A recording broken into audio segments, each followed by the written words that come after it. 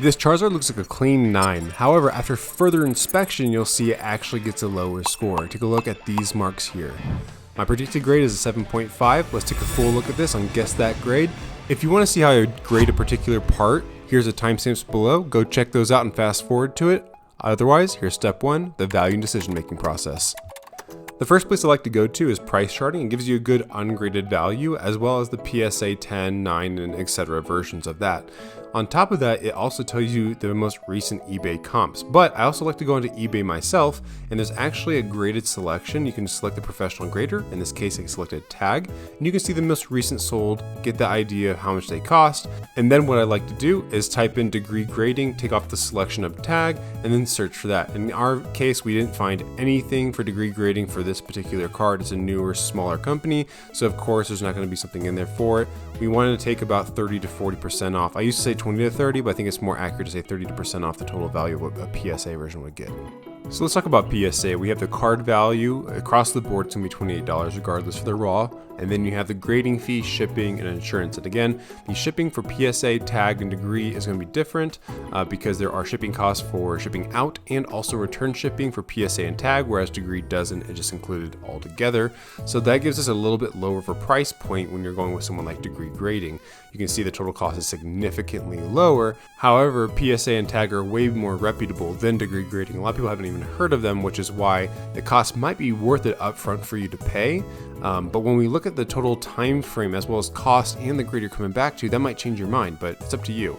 PSA recently updated it to where it takes 95 business days for their basic bulk supply to return the card back. But you can see here the 10s and the 9s are different. Degree grading doesn't even have a 10 being sold, so I actually made it a 40% reduction off the PSA 10, and I think that's fair. I think the grade 9 for degree grading would be the same as the others.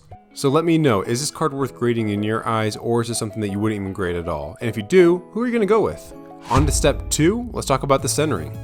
Now for myself, and I think most people, this is probably the most fun part of grading because it's scientific. You just have to measure something and then follow the rules, right? So PSA and tag have the same tolerance of 10% difference, 55-45, and degree has a perfect 50 out of 50, which obviously makes it way harder to get a degree 10.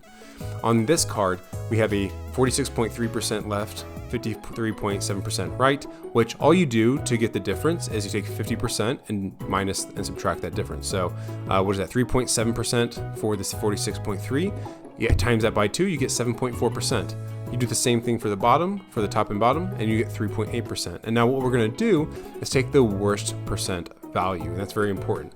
They're gonna use the worst percent to determine if you're within tolerance. So 7.4% is worse, it's a bigger spread than the 3.8, but 7.4% is better than PSA's 10%. If you look again, PSA is a 55-45, that means that there's a 10% difference between those two numbers. So if you're within 10, that means you're within Gem Mint 10, right? So 7.4 is safe for PSA, it's safe for tag. It is unfortunately not safe for degree grading. That means it's not a Gem Mint 10, it's probably a Gem Mint 9 or something close to that, right? So we have a pretty good idea of what we're doing, how we're going. So let's move on to the back of the card and go from there. So now we're talking about the tolerance in the back. A lot of people don't just stare at the back like they do at the front, so it's a lot more lenient on what they allow.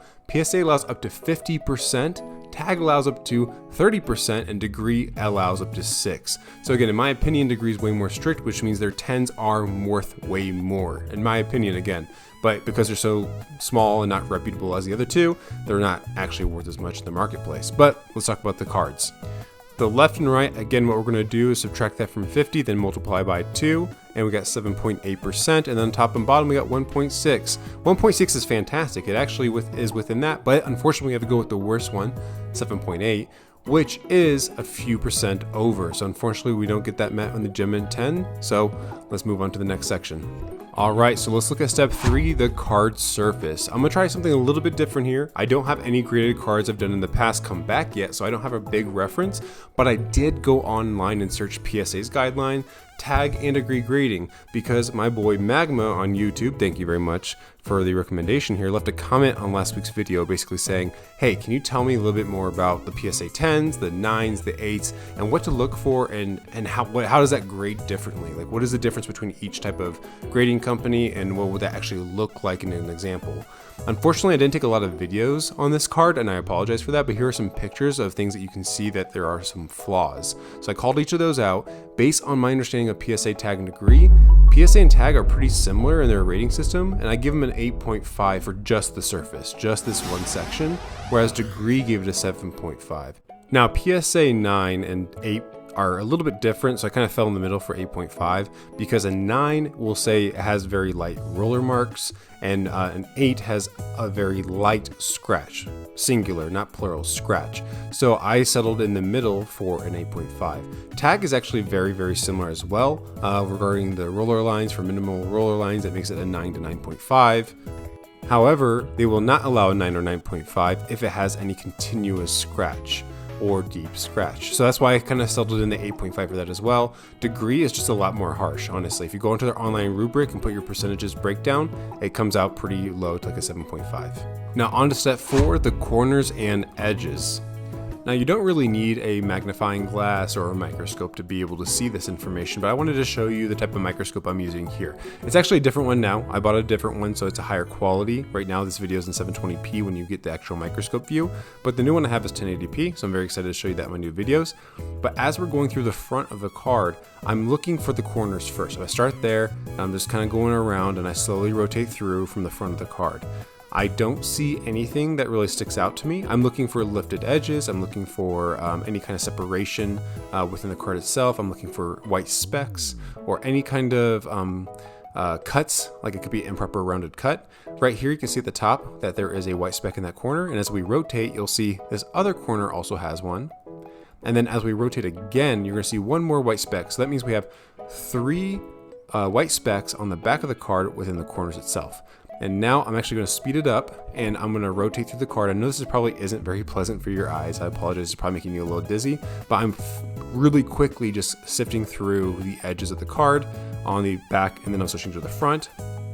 And I didn't see much from the edges perspective, but going back to the corners, we had 3 corners that had white specks on the back, and then we also had some very, very light lifting, so that does impact the overall score.